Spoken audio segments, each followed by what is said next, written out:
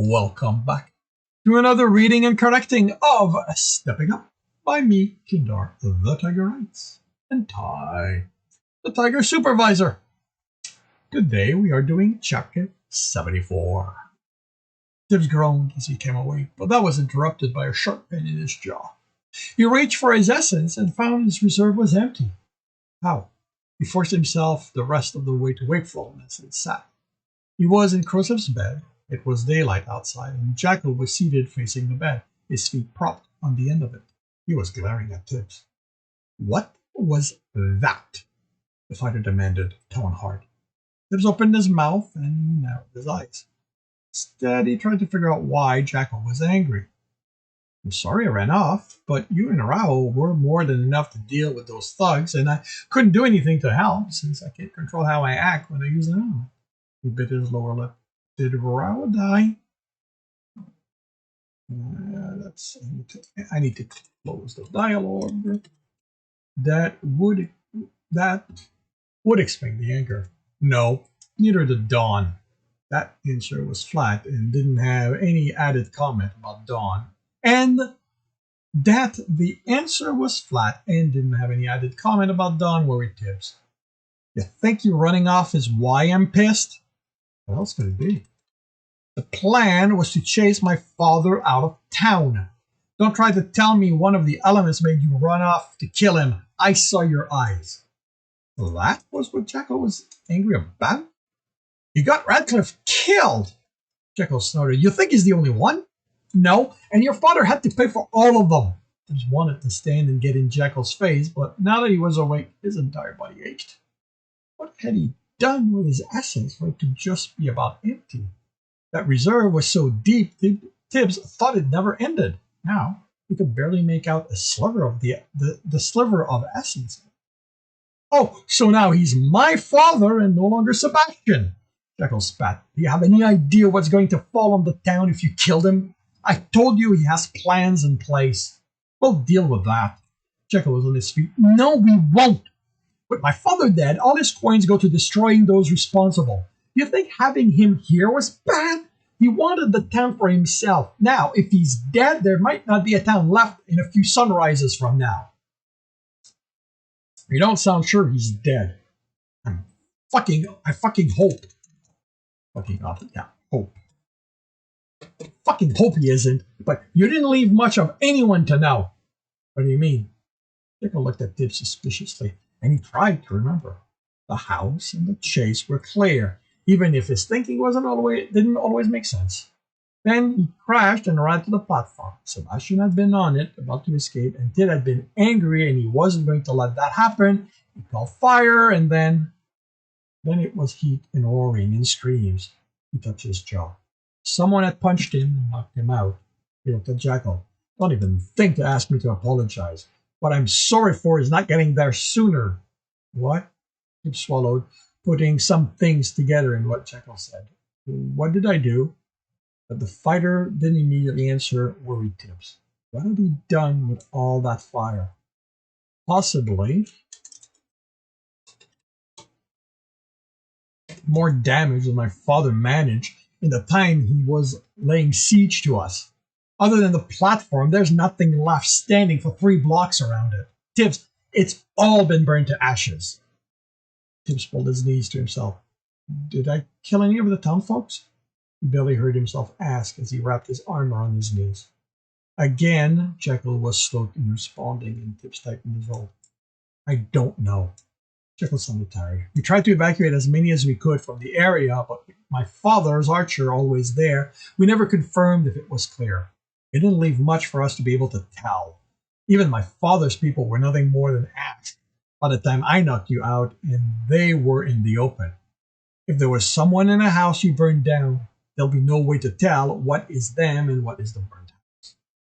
I'm sorry, he mumbled in his knees, tears falling.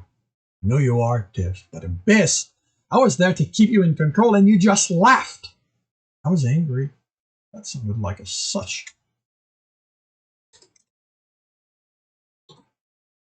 a bad reason.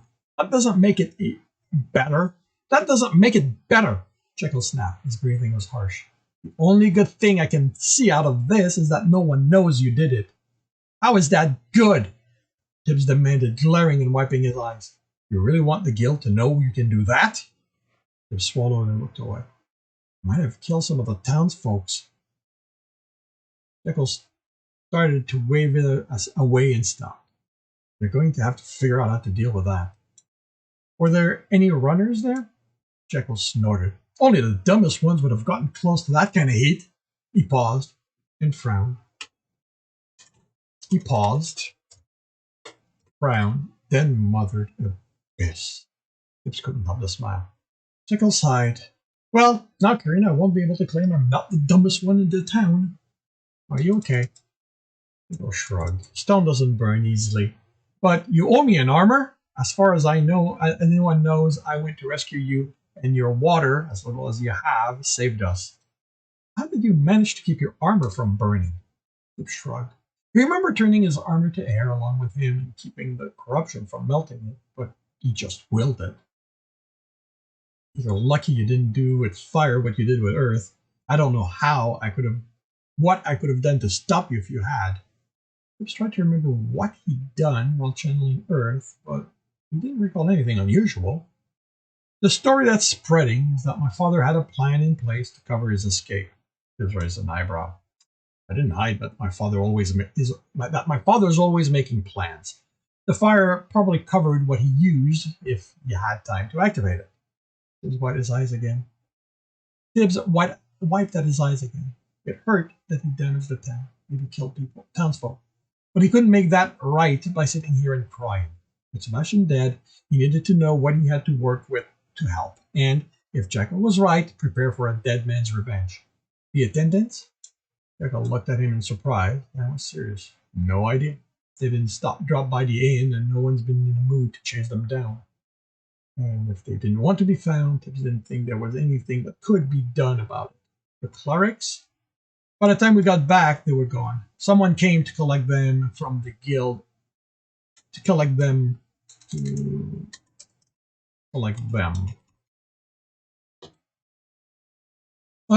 Some higher up could order them around. According to Quigley, there was a lot of arguing, but in the end, they had to do what they were told.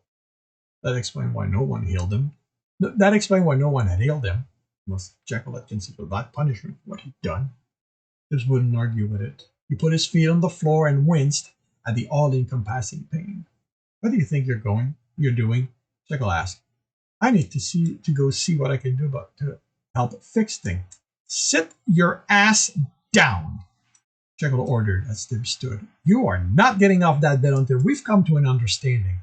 We can't risk you causing that kind of damage again, ever. Tibs sat. It's not like I can do anything right now. I don't have any essence in my reserve. Outside of the dungeon, I don't know how long it's going to take before it's refilled. I don't care. Going forward, you're only using water. I'd rather deal with you wanting to hug everyone than more destruction that can't be blamed on my father this time. If you somehow cause this kind of destruction with water, you'll at least have what you did to put the wait a minute, what? If you somehow cause this kind of destruction with water, there's at least what you did to put out the fire of the shop to partially explain it. He nodded. Promise it, Tibs. I want your word. I swear. And when he looked up, Jekyll was studying suspicion in his red-brown eyes. He wanted to insist he was being truthful, but Tibs, like Jekyll, wasn't above lying when it served him. With a sigh, Jekyll stood. Come on. We'll make sure there'd be what's passing us two left. It's going to be a while still before we have good food unless the dungeon opens today. Tibs looked at the gray shirt and pants he wore. They were made of rough canvas, and they weren't his.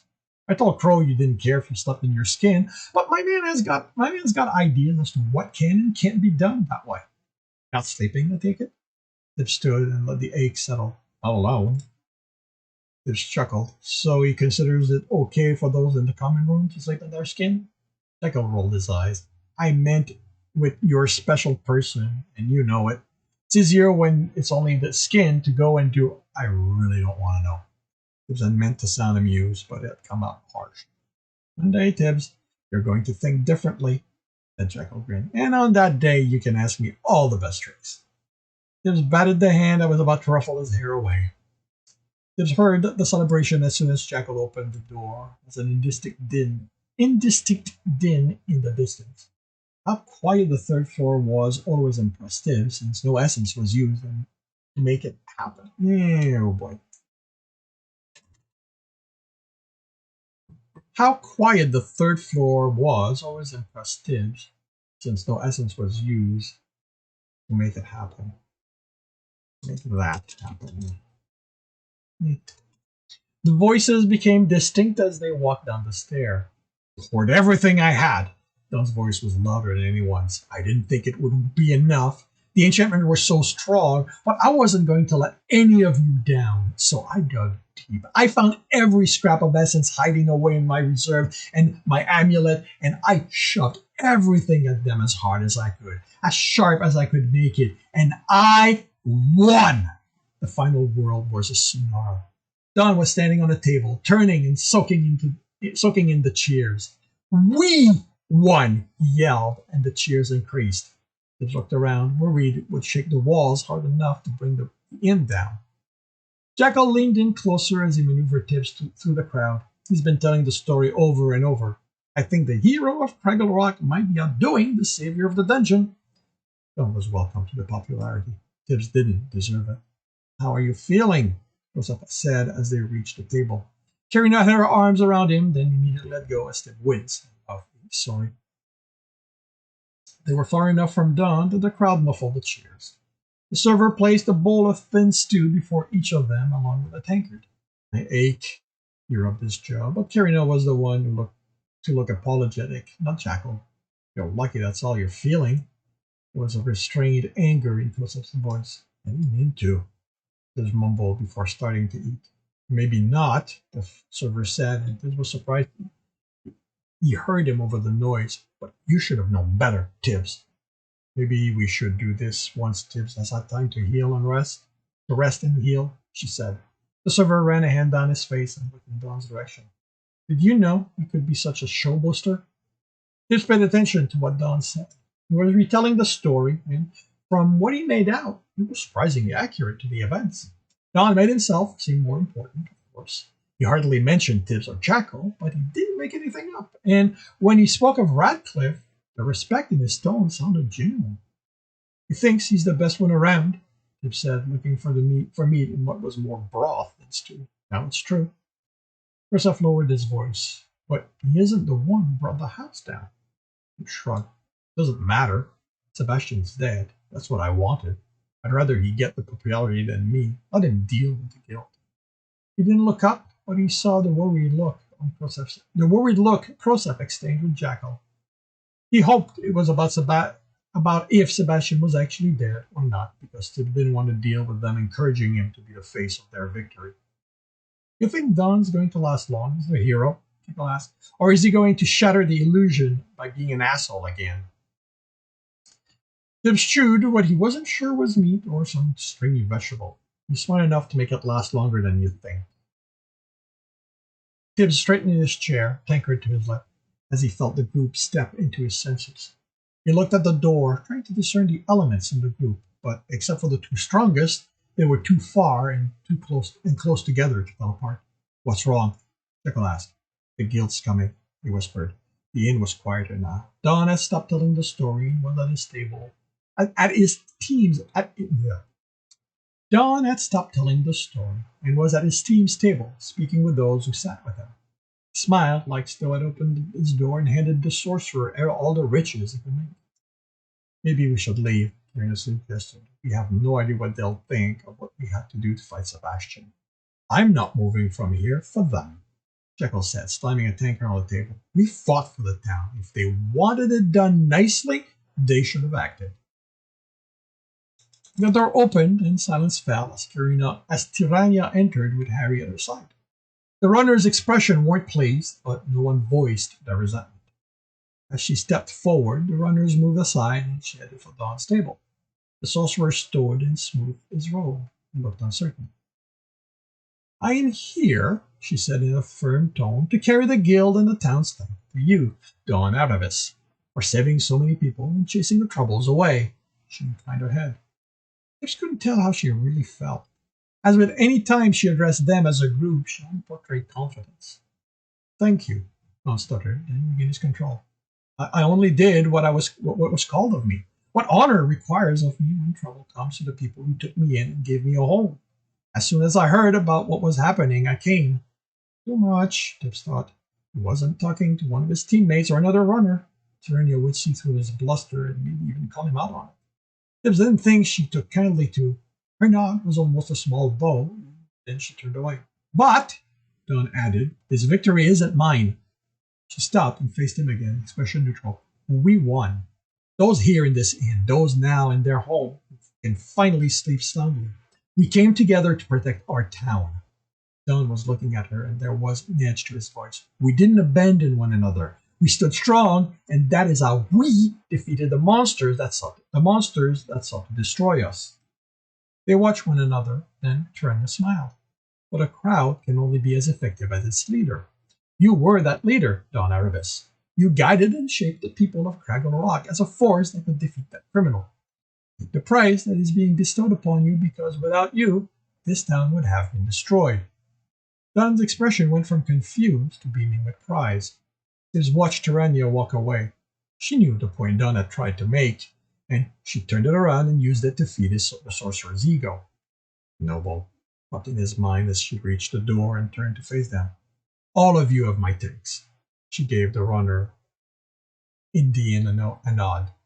It didn't have the effect on them her praise had on Don, and it seemed to make Don realize how he'd reacted. Aye, Jekyll said, but Tibbs shook his head, nodding to Harry, who, unlike Tyrannia's entourage, was approaching instead of leaving the inn. Well, if it isn't the high and mighty leader of the guards, Jekyll said disdainfully, raising his tankard to the man. How proud you must feel. Not here to get into an argument, Harry replied. I'm here to say thank you. I know you three had more to do in saving the town than he did. Jekyll was on his feet. We wouldn't have to do any of saving if you'd done your job. I told you what my father was here to do. I warned you, but you are so full of that light you brushed me aside like one of those girls you like to bet. He didn't. I told you he had something that let him. Sorry, this is a new character. I told you he had something that let him lie to you, Tibbs said, trying to keep his tone even. I had a sorcerer verify that he didn't, Harry replied through clenched teeth. Oh, like my father doesn't have enough coins to bribe. To bribe anyone you'd hire, because I'm going to guess the guild didn't supply him. Didn't supply and they didn't simply hand one. I'm going to guess the guild didn't simply hand you one to use. Hand one over for you to use. The flash of anger in the guild's leader's face. All did, Jekyll was right. All this, Jekyll said, happened because you didn't do your job, Knuckles. I did everything I was expected to, except listen to the people who knew what was going on. Ian fell silent. The table's legs scraping on the floor as Harry walked into it were loud, and he stopped, looking at it as if he was surprised it was there. Then he looked around. Everyone in the inn was looking at them. Watch how you speak to me, Shacky boy, Harry threatened. Or what, Knuckle? You're going to do to me what you should have done to my father the moment he appeared on that platform? I am the authority here, not you. Fucking act like it. Where were you during the siege? Where were those few guards who were still loyal to you? I didn't see you help anyone. Isn't that your job? Keeping the town safe, enforcing order? Oh, no, how stupid of me. You didn't give a fuck about the town. It's the dungeon you care about. It's a dungeon you rush to protect. Too late, by the way. When I sent one of my teammates to tell you, whatever part of the town my father destroyed can be rebuilt after all.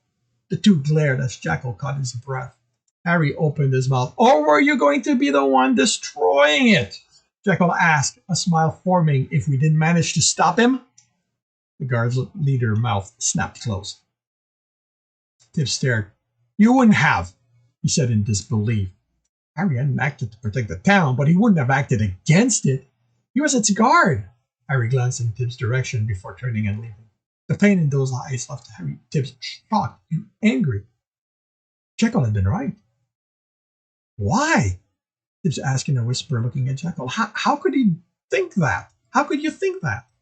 He wanted to scream at his friend for shattering the belief Tibs had in Harry.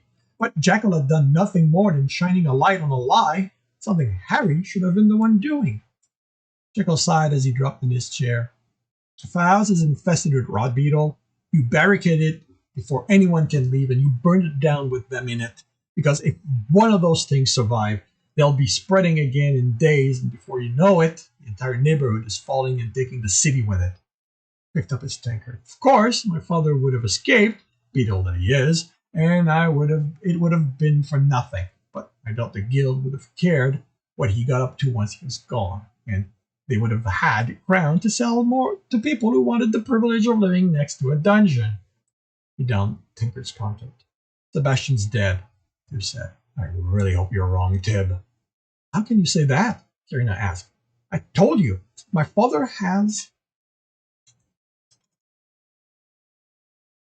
planned for how to be avenged. So long as he's alive, he's going to take it personally and target only the person responsible. The whole town beat him, Tib said. Jekyll snorted. My father's not that stupid. He knows who's behind it, and it isn't Dawn. That a kid beat him is going to make it worse for him, because if that story spread, no one's going to fear him anymore. You're speaking as if he escaped. As if he did escape, Serena said. I know him. If Tibs had killed him, one of his thugs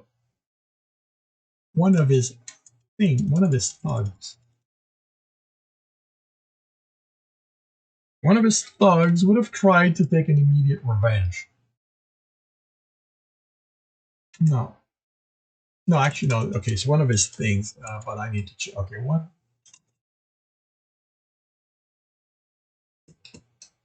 One of the things wears activated and try to take an immediate revenge. But the fire was pure essence, she countered. It could have disrupted whatever that item did. Jekyll nodded.